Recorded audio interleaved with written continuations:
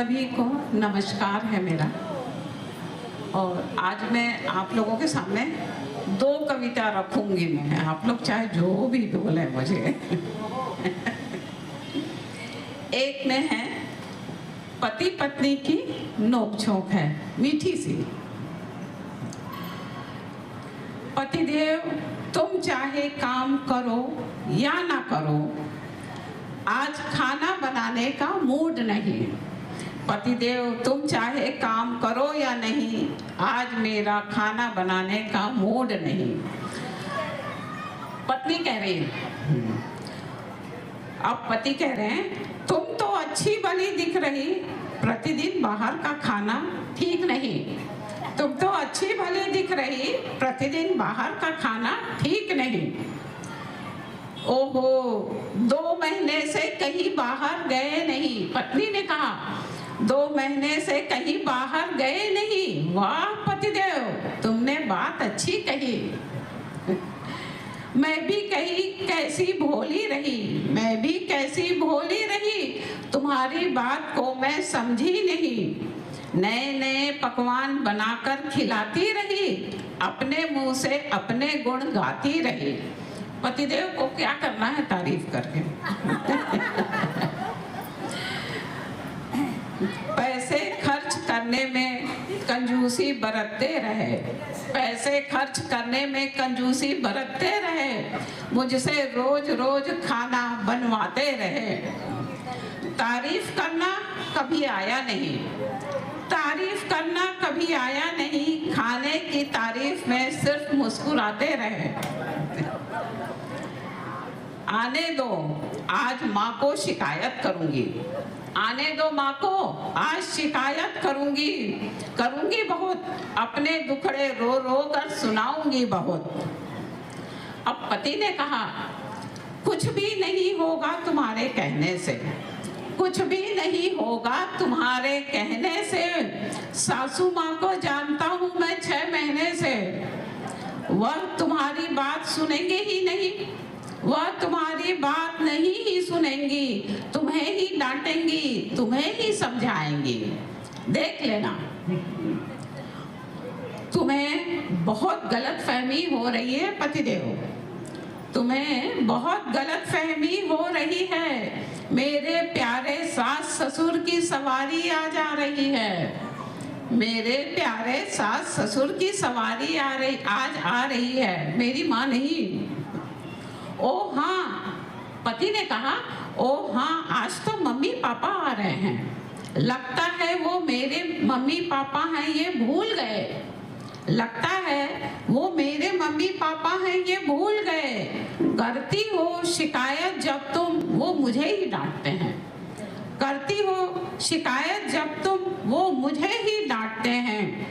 हे प्रिय मेरी तुम्हारी इन बातों में कुछ नहीं धरा, हे प्रिय तुम्हारी इन बातों में कुछ नहीं धरा, तुम्हारे हाथों में है जादू भरा।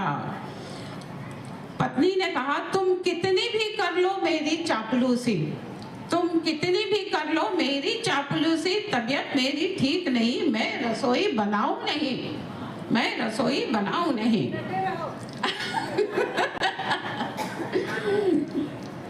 बात समझती क्यों नहीं, तुम यह बात समझती क्यों नहीं, मुझे बाहर का खाना अच्छा लगता नहीं। पति ने कहा तुम यह बात समझती क्यों नहीं, मुझे बाहर का खाना अच्छा लगता नहीं। पति ने कहा तुम यह बात समझते क्यों नहीं, तुम यह बात समझते क्यों नहीं, रसोई की गर्मी मुझसे बर्दाश्त होती नहीं। कोई बात नहीं है प्रिय, कोई बात नहीं है प्रिय, आज मैं खाना बनाता हूँ तुम्हारे लिए, आज मैं खाना बनाता हूँ तुम्हारे लिए।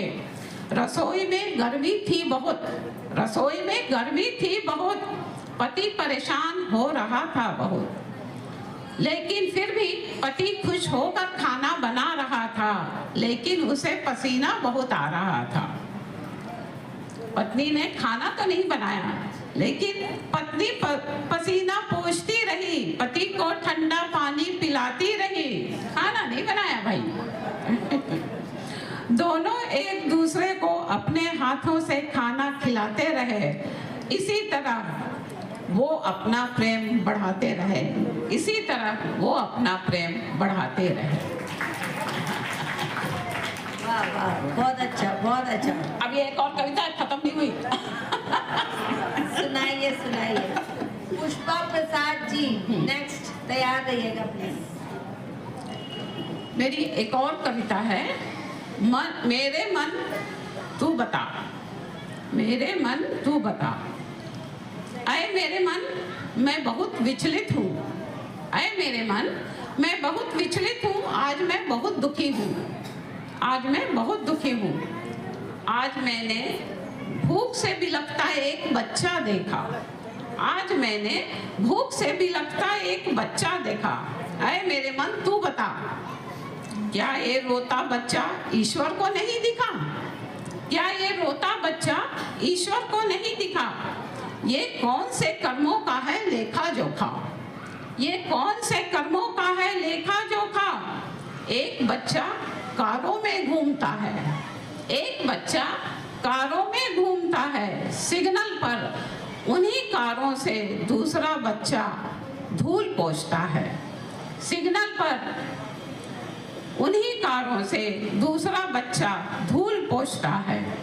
ऐसा क्यों होता है तुझे पता है तो बता, ऐ मेरे मन तू बता।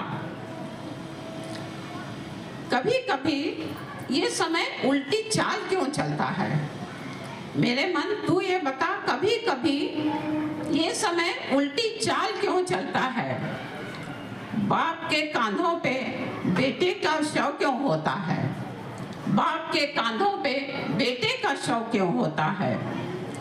बहुत से प्रश्नों के उत्तर मुझे नहीं पता, अगर तुझे पता है मन मेरे तो तू ही बता। कभी कभी बहुत हंसने वालों के मन में बहुत दुख छिपा रहता है, कभी कभी बहुत हंसने वालों के मन में बहुत दुख छिपा रहता है। ये तो तू समझता है, समझता है ना। जब किसी स्त्री का पति खत्म हो जाता है, जब किसी स्त्री का पति खत्म हो जाता है, पत्नी का श्रृंगार उसके साथ ही क्यों जल जाता है, पत्नी का श्रृंगार उसके साथ ही क्यों जल जाता है। ऐ मेरे मन तू क्या समझता है, क्या बतलाता है। पर एक बात है, ये मुझे मालूम है कि फूल क्यों खिलते हैं और सूर्य क्यों उगता है। फूल खिलता है वातावरण सुगंधित करने के लिए, फूल खिलता है वातावरण सुगंधित करने के लिए, और सूरज उगता है प्रकृति के कण कण में खुशियां बिखेरने के लिए। अच्छा, ये बात तो तू जानता ही है, तो बता नदी क्यों बहती है। ऐ मेरे मन तू बता नदी क्यों बहती है। अपने आसपास के लोगों को जीवन देने के लिए नदी बहती है।